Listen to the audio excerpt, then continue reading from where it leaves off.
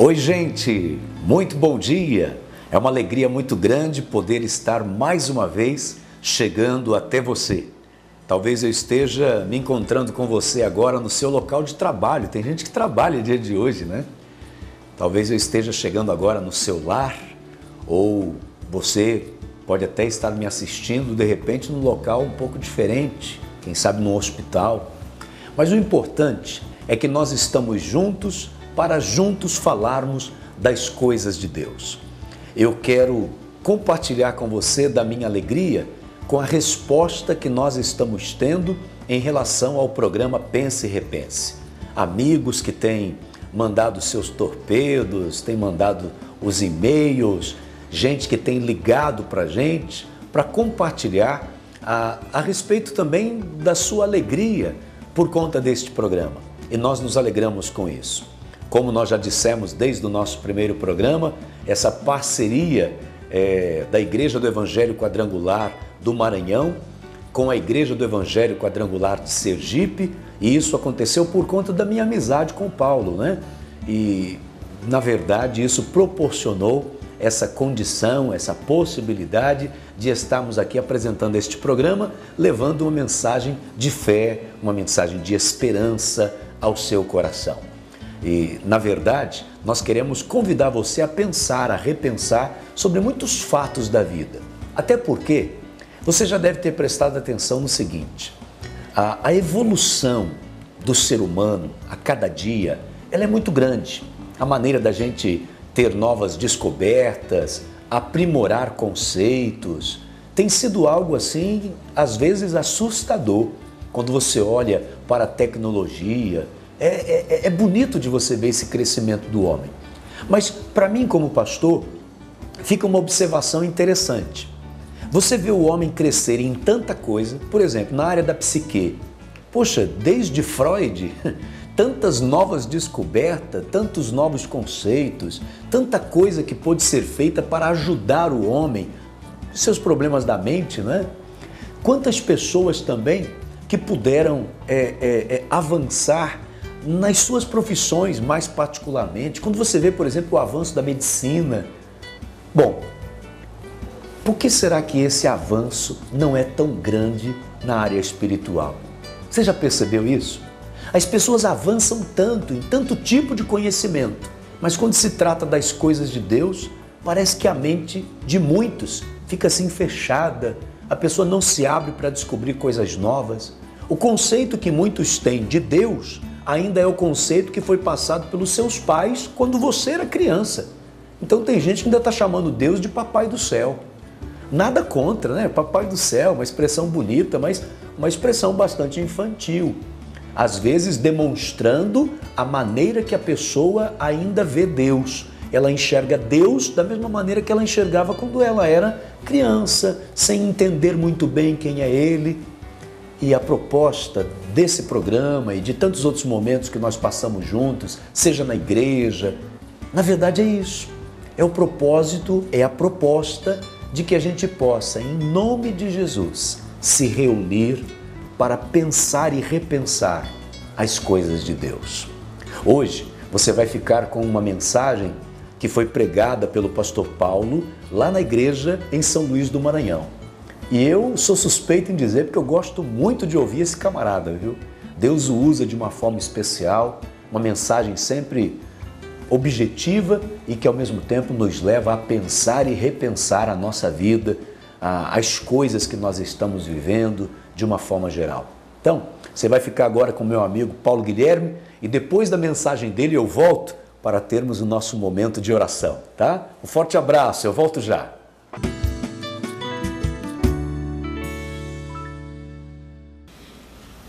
Evangelho de São João, no capítulo 6, versículo 66. À vista disso, muitos dos seus discípulos o abandonaram, já não andavam com ele.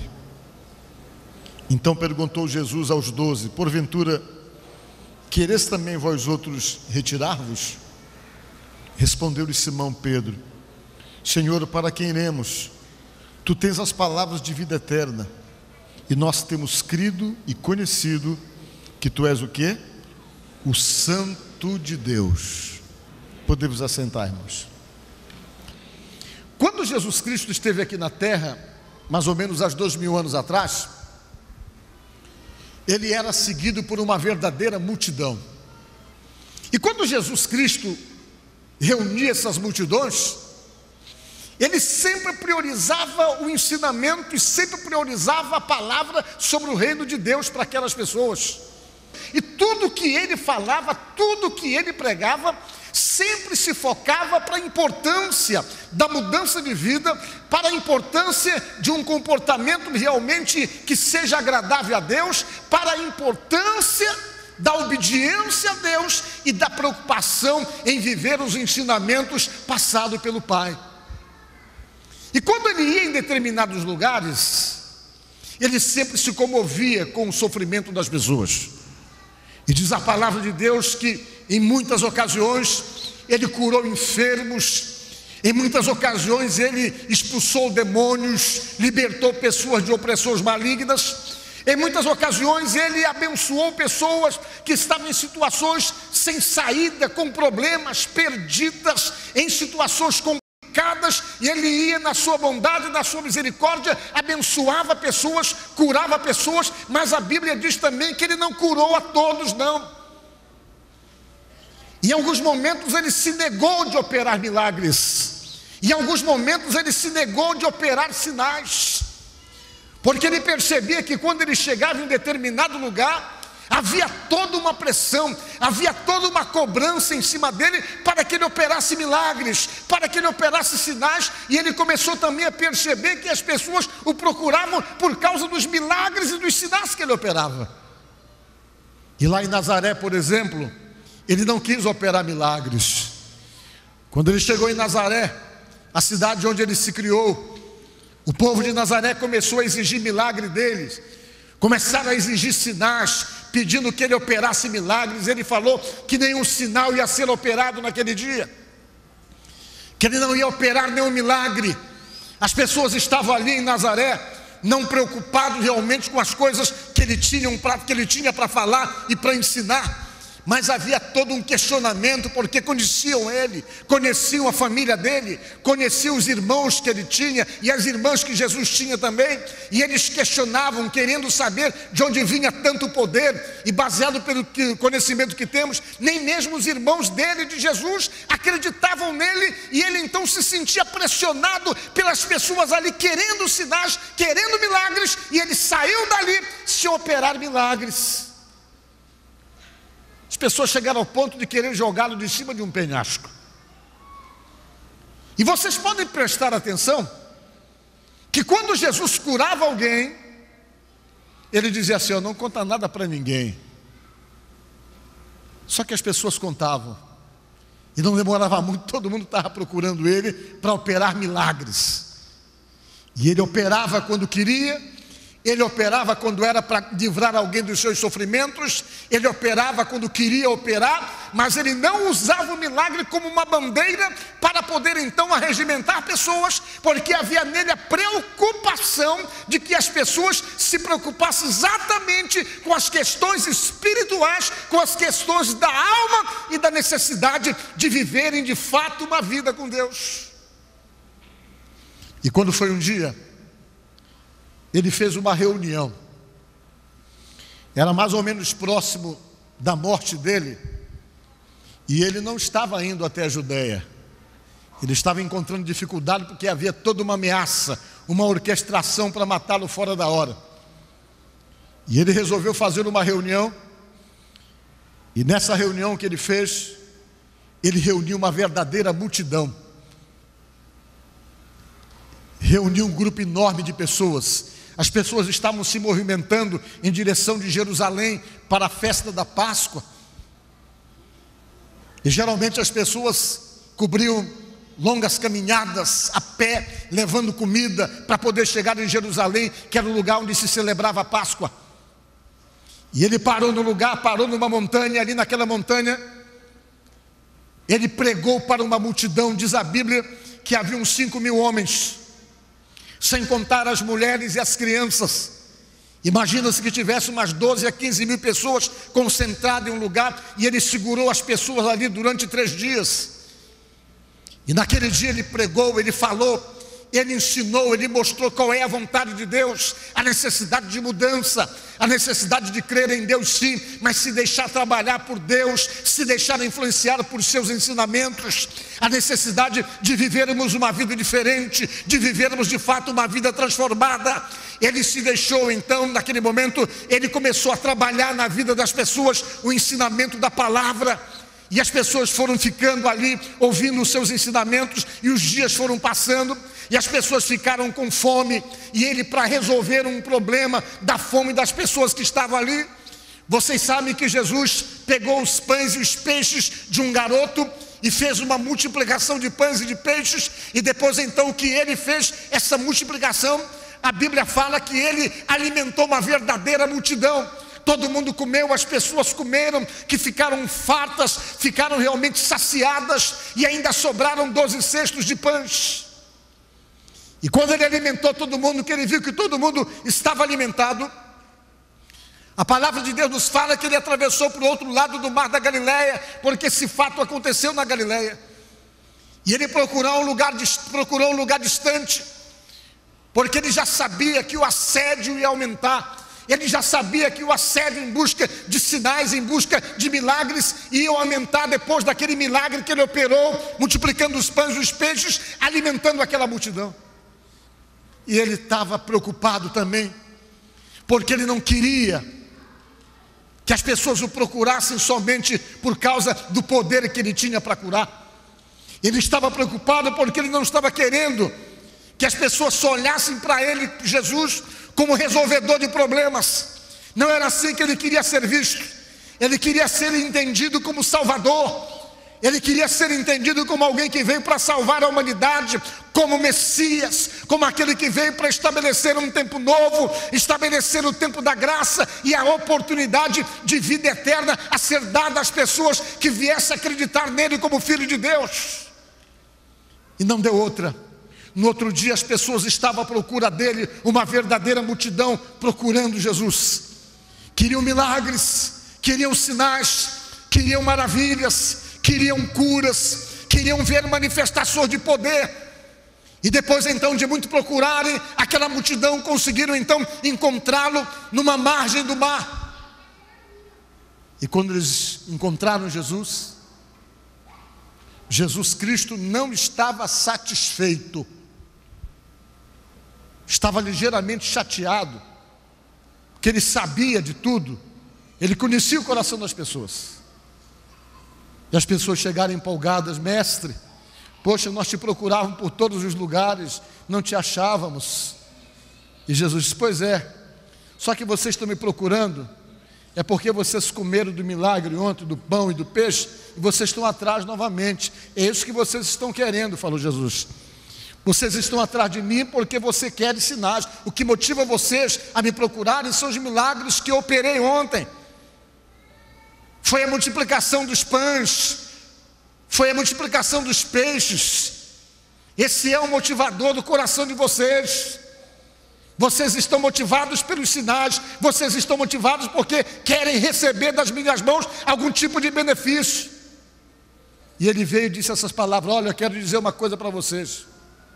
Jesus falou: trabalhai, não pela comida que perece, mas por aquela que subsiste para a vida eterna, a qual o Filho do Homem vos dará. Diga glória a Deus. O que ele quer dizer? Se esforcem, lutem, sejam interessados, não só pelas coisas passageiras, não só por aquilo que é passageiro, mas o mesmo esforço que vocês têm por receber benefícios, por receber uma cura, por presenciar um sinal, um milagre, que vocês tenham o mesmo esforço pelas coisas espirituais, pela vida eterna, pelas questões espirituais que implicam realmente na sua salvação, a qual o Filho do Homem tem poder para dar para vocês. Diga glória a Deus. E aquela multidão pararam para escutar Jesus. Só que naquele dia Jesus estava querendo pregar, abrir a cabeça das pessoas para colocar verdades que eles precisavam ouvir. E Jesus Cristo começou a se apresentar para o povo como Salvador. Diga glória a Deus.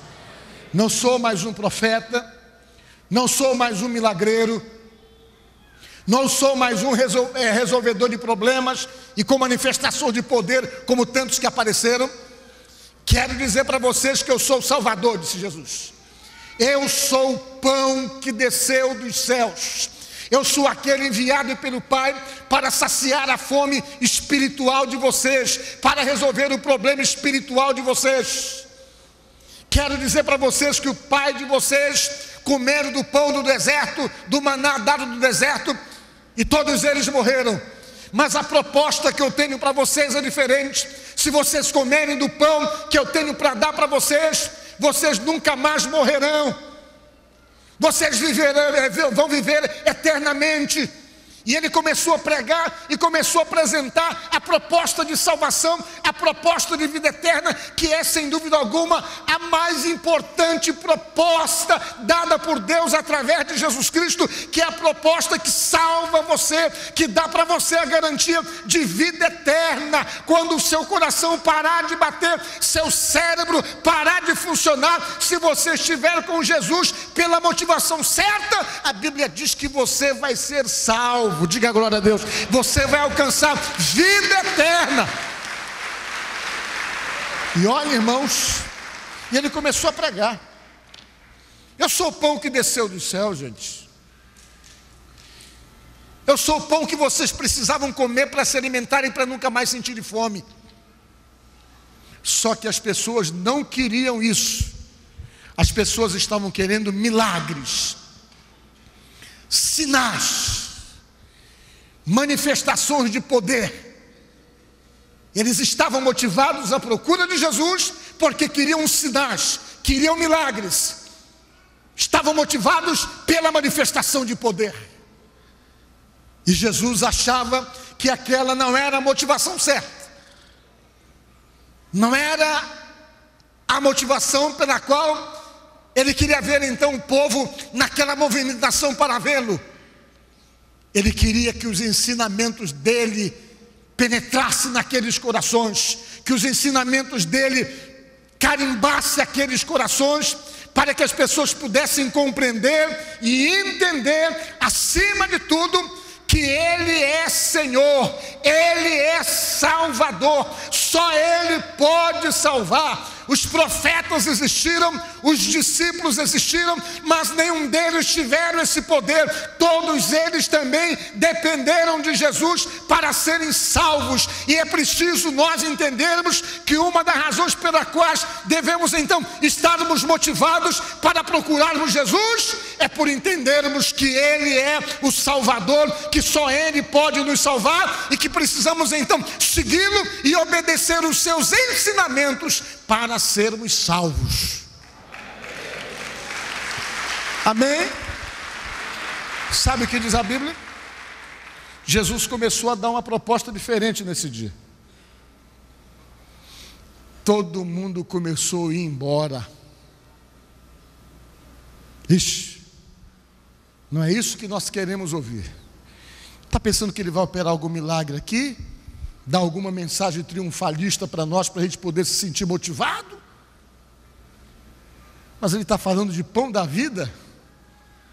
Pão da vida.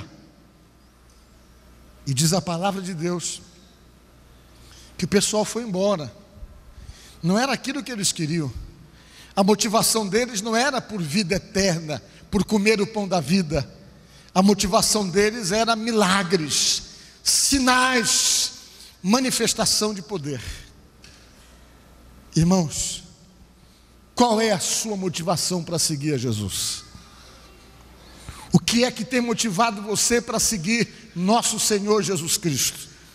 Eu quero dizer para você e afirmar para você, dentro da palavra de Deus, que qualquer motivação que não seja a vida eterna, seguir a Jesus e deixar que os seus ensinamentos influenciem a sua vida, influenciem as suas atitudes, influenciem a sua maneira de ser. Qualquer outra motivação que não sejam essas, são motivações erradas. São motivações erradas. E quando Jesus começou a pregar e a falar que ele era o pão da vida, as pessoas foram embora, deixaram ele sozinho. Só ficou os discípulos. Fizeram uma má educação com ele. E tem mais, a Bíblia diz que os discípulos, quase todos eles foram embora, com exceção dos 12. Mas quase todo mundo abandonou ele quando ele chegou e começou a falar que ele era o pão da vida, que ele era o Salvador e que não era somente operador de milagre, milagreiro e operador de sinais.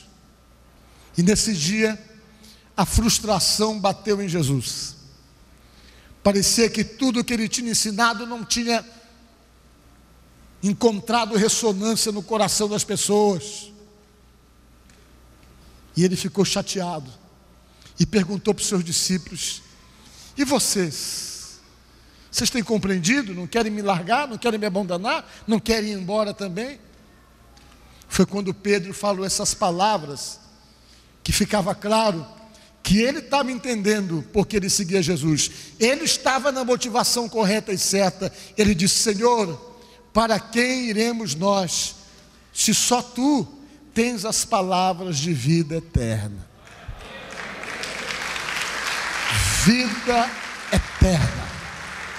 Ele é Senhor, Ele é Salvador das nossas vidas. E se de repente você não está motivado por isso, se de repente a tua única motivação de segui-lo é porque você entende que Ele resolve problemas, que Ele cura enfermidades, que Ele dá saída para problemas que você não pode resolver, não se foque nisso, porque tudo isso são coisas que Ele opera, são consequências em nossas vidas, são resultados de uma vida com Deus, os benefícios que nós recebemos, mas que no seu coração, na sua alma, esteja a motivação de estar com Ele e de servi-lo, porque Ele é Senhor, Ele é Salvador. Aconteça o que acontecer, passe o que se passar em sua vida, entenda que você tem um Senhor, tem um Salvador, e quando você se foca nisso, você vai perceber o resultado e a importância dessa decisão no dia em que você morrer. Foi Ele que disse: buscai, pois, em primeiro lugar o reino de Deus e a sua justiça, e as demais coisas vos serão acrescentadas. As demais coisas é tudo aquilo que você precisa, querido. Solução do seu problema, a cura e outras questões mais, são as coisas que Ele pode acrescentar em sua vida, porque Ele tem poder para isso. Portanto, pensa nisso e te firma cada dia, entendendo que você segue a Jesus Cristo, que você é seguidor de Jesus, e Ele vai abençoar e fortalecer a cada dia a sua vida. Amém? Que Deus te abençoe.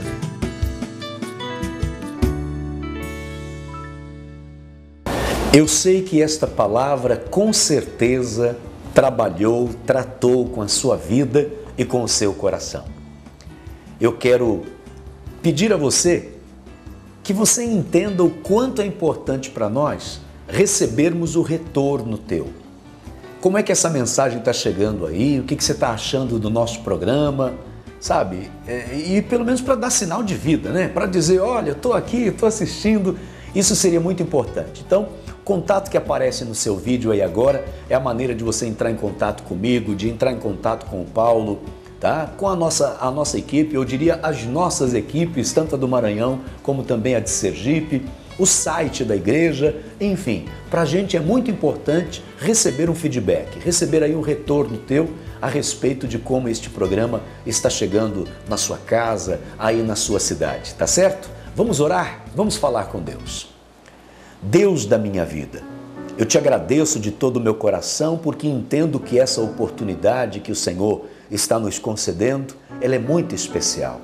Que neste momento, cada vida que me acompanha possa estar sendo abençoada, com bênção de cura, com bênção de libertação, com bênção de prosperidade e, acima de tudo, com bênção de salvação para dentro desta casa, meu Deus. É o meu pedido, é a minha oração, em nome de Jesus.